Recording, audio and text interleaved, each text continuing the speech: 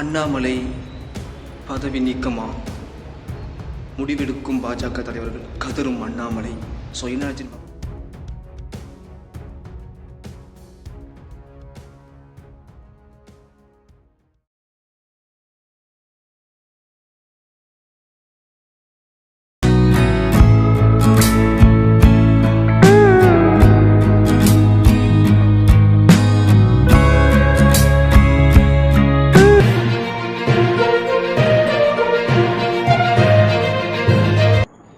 King pros, எங்களிடம் சிறந்த முறையில் மிக்சிகளை செய்து தரப்படும்.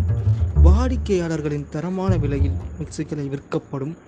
எங்களிடம் ஆர்டர்களின் பேரில் மிக்சி செய்யப்படும்.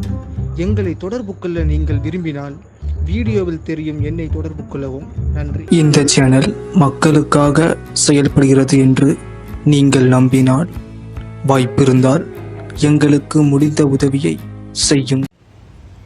அண்ணாமலை பதவி நீக்கமா? முடிவெடுக்கும் பாஜக தலைவர்கள் கதரும் அண்ணாமலை. ஸோ என்னாச்சுன்னு பார்க்கலாம். அதாவது இப்போது சமீபத்தில் நம்மளோட அண்ணாமலை பாஜக தலைவர் அப்படின்னு, தமிழக பாஜக தலைவர் அப்படின்னு ஒரு பேச்சடி பட்டு சரிங்களா. இப்போ என்ன ஆச்சு அப்படி பார்த்தீங்கன்னா, அதாவது இப்போ நம்ம அண்ணாமலை அதாவது கோவை இருக்குல்ல, கோயம்புத்தூரில் இப்போ ஒரு ப்ரெஸ் மீட்டில் வந்திருக்காங்க சரிங்களா. வரும்போது என்னாச்சு இப்படி பார்த்தீங்கன்னா, ப்ரெஸ்ஸை பார்த்து மீட் பண்ணியிருக்காங்க, பேசியிருக்காங்க, நிறைய விஷயங்கள் பேசியிருக்காங்க. விஜய் பற்றி பேசியிருக்காங்க, சீமானை பற்றி பேசியிருக்காங்க. ஸோ ஒன்று பேசுகிறேன். ஃபஸ்ட்டு என்னென்னு பார்த்தீங்கன்னா, பாஜக பதவி அந்த பாஜக தலைவர் பதவி யார் இருக்க போகிறோம் அப்படி ஒரு கேள்வி கேட்கப்பட்டுச்சு. அப்போ நம்மளோட அண்ணாமலை என்ன சொல்கிறாங்க அப்படி பார்த்தீங்கன்னா, பாஜக தலைவர் கண்டிப்பாக தலைவர்கள் கண்டிப்பாக பதவி மாற வேண்டும். ஸோ பதவி மாறினா மட்டும்தான் அந்த பாஜக கட்சிக்கு அழகு. ஸோ புதிய தலைவர்கள் மகுடம் சூட்டுவாங்க.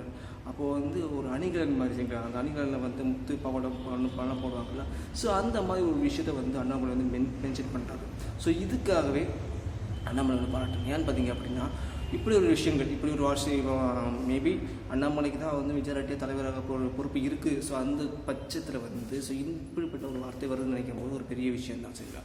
ஏன் இதுக்காக? ஸோ இப்போ நம்ம அண்ணாமலை அடுத்து என்ன சொல்கிறாங்க அப்படி பார்த்தீங்கன்னா, அதாவது தேர்தலை வச்சு பேசுகிறாங்க. ஸோ தேர்தல் வச்சு என்ன பேசுகிறாங்க பார்த்தீங்கன்னா, நம்ம சீமான் இருக்கார்ல, நம்ம சீமான் சரிங்களா. நம்மளோட சீமான் அவர் மக்களுக்கு நல்லது விஷயம் பேசுகிறாரா, சும்மா வாய் பேச்சு தான் பேசிக்கிட்டு இருக்காரு. ஆனால் உண்மையிலே அவர் ஒரு பொம்மை தான், ஒரு தலையாட்டி பொம்மை மட்டும்தான். ஏன்னா அவங்களோட கட்சியில் உள்ளவங்களே இப்போ விலகி நீங்கி இப்போ தமிழக வெற்றி கழகத்தில் போய் சேர போகிறாங்க. சில பேர் டிஎம்களை சேர போகிறாங்க அப்படின்னு ஒரு பேச்சுகள் அரசியல் புரசில் மீடியா ஊடகத்தில் பரவிக்கிட்டு இருக்குது.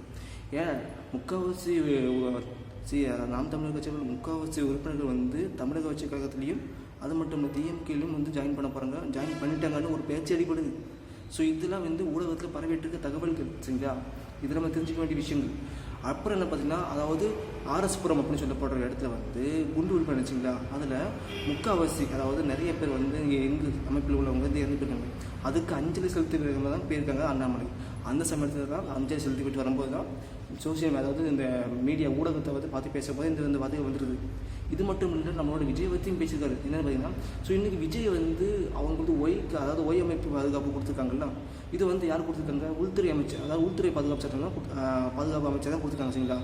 ஸோ நாங்கள் விஜய் மேலே கோபத்தில் இல்லை அப்படின்னு சொல்கிறாங்க நம்மளோட அண்ணாமலை. விஜய் எப்போ வேணாலும் பிஜேபியும் ஜாயின் பண்ணலாம், யார் வேணாலும் வரலாம், யார் வேணாலும் போகலாம் அப்படின்னு ஒரு விஷயத்தில் இருக்காங்க.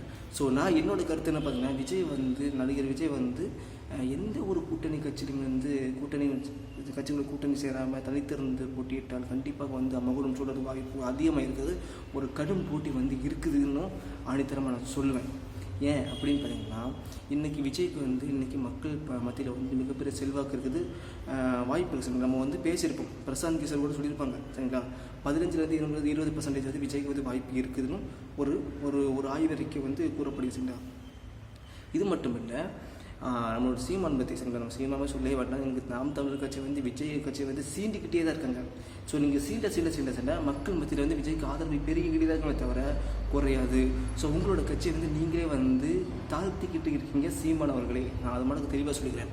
இது மட்டும் இல்லை, அப்புறம் வந்து நம்மளோட பாஜக, அதாவது இப்போ இருக்கிற தமிழ்நாட்டு பாஜக தலைவர் வந்து யார் செலக்ட் பண்ண போகிறாங்க, அதாவது இதுக்கு முன்னாடி தலைவர் வந்து முடிவெடுப்பாங்க அப்படின்னு சொல்கிறாங்க அண்ணாமலை. இது மட்டும் இல்லை, மோடி வந்து எங்களை வந்து சரியாக ஆட்சி வழிநடத்தி கொண்டிருக்கிறார் அப்படின்னு சொல்கிறாரு. ஒரு பேச்சை ஓட்டுறாங்க சரிங்களா. இது மட்டும் இல்லை, நான் வந்து கேட்குற கேள்வி என்ன பார்த்தீங்கன்னா, தமிழ்நாட்டில் பல பிரச்சனைகள் போய்ட்டு இருக்குது, பல பிரச்சனைகள் ஓடிக்கிட்டு இருக்குது சரிங்களா.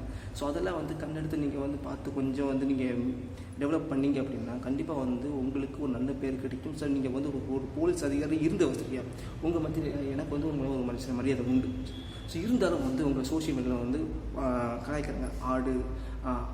ஆடுகளின் தலைவன் அண்ணாமலை கோட் அப்படின்னு சொல்கிறாங்க. ஸோ இந்த ஒரு விஷயம் வந்து இன்றைக்கி உங்களுக்கு ஒரு புனைப்பெயரை வச்சுட்டாங்க சரிங்களா. ஆடு அண்ணாமலை அப்படின்னு சொல்கிறாங்க. கோட் படம் ரிலீஸ் ஆகும்போது ஆடை வச்சு படம் பார்த்தாங்க, புல் சுரேஷ் அப்படின்ற சில விஷயங்கள் அதெல்லாம் மீம்ஸாக போயிட்டு இருக்குது.